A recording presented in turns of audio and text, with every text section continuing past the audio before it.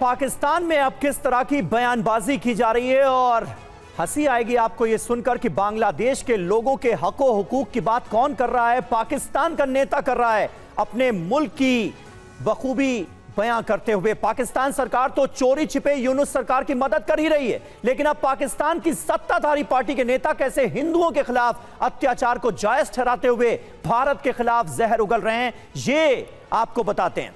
पाकिस्तान बांग्लादेश के साथ खड़ा है, पाकिस्तानी जनता मिसाइलें ज्यादा दूर नहीं है, यह कहा गया है। बांग्लादेश पर आर्थिक दबाव मंजूर नहीं किया जाएगा, बांग्लादेश की संप्रभुता पर हमला बर्दाश्त नहीं करेंगे, यह कामरान सईद उस्मानी कह रहा है। शहबाज शरीफ की पार्टी का ये यूथ लीडर, पीएमएल-एन की यूथ विंग का लीडर। और हादी की हत्या को शहादत भी बताया गया है। जिहादी हादी के साथ खड़े होने का दावा किया गया। हादी ने शहादत देकर युवाओं को स्पष्ट संदेश दिया, राष्ट्र गोलियों से नहीं खामोशी से गुलाम बनते हैं, अखंड भारत की विचारधारा स्वीकार नहीं होगी, इस तरीके का बयान दिया गया है। मनीष झा हमारे साथ बने हुए हैं। मनीष, बांग्लादेश भूल गया क्या? हालांकि इस तरीके का भड़काऊ बयान तो सामने आया है, लेकिन क्या बांग्लादेश भूल गया? भारत जिसने स्वतंत्रता दिलाई बांग्लादेश को, वो भारत जो हर वक्त मदद करता हुआ बांग्लादेश के लिए खड़ा रहा, अब वो साथ दे रहा है पाकिस्तान का जिसने बांग्लादेश पर जुर्म किए।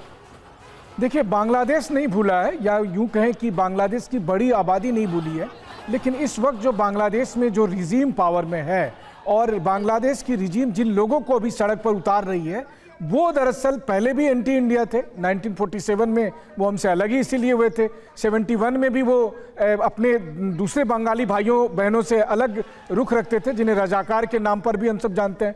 वह ये था कि शेख हसीना के टाइम में ये सब कंट्रोल थे, लेकिन यूनुस ने इन सब को जेल से बाहर निकाला, इन सब को हवा दी। ये सब सड़क पर आकर इस समय आगजनी कर रहे हैं, दंगा कर रहे हैं, अत्याचार कर रहे हैं, अल्पसंख्यकों पर हिंसा कर रहे हैं।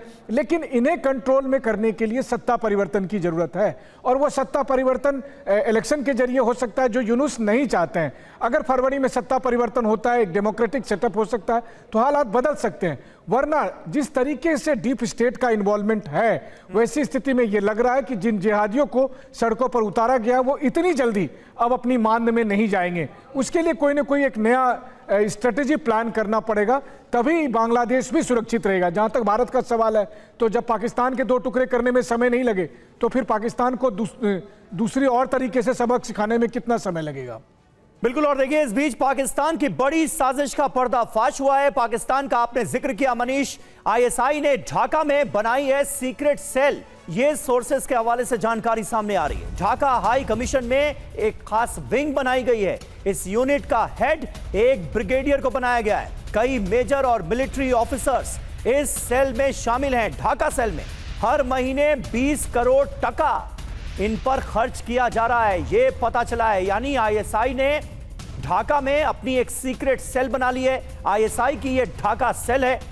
हम अंदाजा लगा सकते हैं कि इस वक्त बांग्लादेश में जो कुछ हो रहा है, ढाका के जो हालात हैं, वो किसकी वजह से हैं। तो क्या मिशन है इस सेल का, क्यों ये बनाया गया है, ये भी आपको बता रहे हैं। बड़ी साजिश का पर्दाफाश तो हो ही गया है और हर महीने करोड़ों की फंडिंग भी हो रही है। बांग्लादेश में हिंदुओं के खिलाफ हिंसा हो रही है और पाकिस्तान का मिशन ढाका सेल। पाकिस्तान उच्चायोग में आईएसआई ने स्पेशल विंग बनाया है। आईएसआई ने स्पेशल विंग का नाम ढाका सेल रखा है। सेल में पाकिस्तानी सेना के कई ऑफिसर शामिल हैं। नकली दस्तावेज पर सभी बांग्लादेश पहुंचे हैं और हर महीने 20 करोड़ टका खर्च किए जाते हैं। ड्रग और नकली भारतीय करेंसी से फंडिंग भी हो रही है।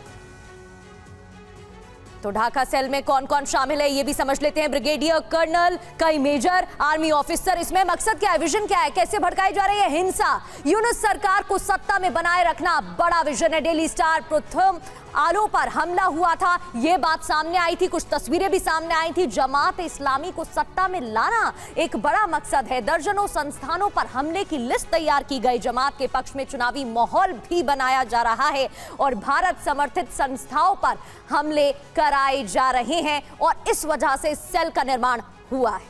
बिल्कुल। और बांग्लादेश से खान साहब हमारे साथ लगातार बने हुए हैं, सीनियर जर्नलिस्ट हैं। खान साहब, बड़ा सवाल यही है कि आईएसआई और सेना की अगर इतनी बड़ी भूमिका है, ढाका सेल को एक्टिव कर दिया गया है, तो ऐसे में फ्री एंड फेयर इलेक्शन कैसे हो पाएंगे? वैसे भी आवामी लीग की एक्टिव पार्टिसिपेंट्स होने के चलते कहा जा रहा है कि भाई अगर वो एक्टिव नहीं रहेंगे तो वैसे भी चुनाव नहीं हो सकते। आवामी लीग अगर खुलकर अपने कार्यकर्ताओं को, नेता को मैदान पर नहीं उतारेगी, चुनावी मैदान में उनके नेता नहीं उतरेंगे, तो वैसे भी इस चुनाव के मतलब क्या है?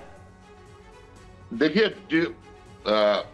डेमोक्रेसी के बात हो रहे थे। ये डेमोक्रेसी के लिए ही तो 24 पे जो अगस्त के मूवमेंट हुआ था, डेमोक्रेसी और वो जो कोटा की बात हुआ जी। मगर अब देखिए, अवामी लीग बैन हो सकता है, ठीक है, मगर दोज पीपल जिन्होंने लोगों ने अवामी लीग का मन से सपोर्ट किया, माइंड से सपोर्ट किया, मगर एक्टिवली अवामी लीग के जो एलिगेशन है अवामी लीग के विरुद्ध में, उन कामों से उनके कोई लेन देन नहीं था, वो लोग भी, जो भी सबसे अच्छे इंसान था, उन लोगों को भी अरेस्ट किया जा रहा है। This can be a democratic way, that is my observation being as a journalist.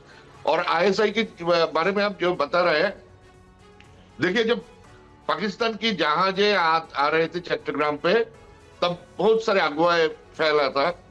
ISI की सेल के बारे में डेफिनेटली अगर कुछ है तो फिर हमारे इंटेलिजेंस की पास इंफॉर्मेशन होगा। देखना है ये है कि ये खान साहब, आप तो खुद ये मान रहे थे कि आज बांग्लादेश के जो हालात हैं वो अमेरिका की वजह से हैं, वो पाकिस्तान के रोल की वजह से हैं। अगर इसे मान लिया जाए तो ऐसे में फ्री एंड फेयर इलेक्शन फिर कैसे हो पाएंगे? क्योंकि आप भी ये उम्मीद जता रहे हैं कि फरवरी में इलेक्शन होगा तो उसके बाद हालात बेहतर हो सकते हैं। Not only this two countries, also China का नाम भी आ रहा है ना। सबके मिला के ये एक पॉलिटिकल इश्यूज की अगुवाई है। तो थिंग इज दैट बांग्लादेश की जो पीपल है, मेजोरिटी पीपल है, दे बिलीव इन डेमोक्रेसी। और जो आप बता रहे हैं कि मिलिटेंसी देखिए, 71 के बाद भी कई बार बांग्लादेश पे मिलिटेंट राइज अप करने का कोशिश किया। हरकत जिहाद बांग्लादेश, फिर एक से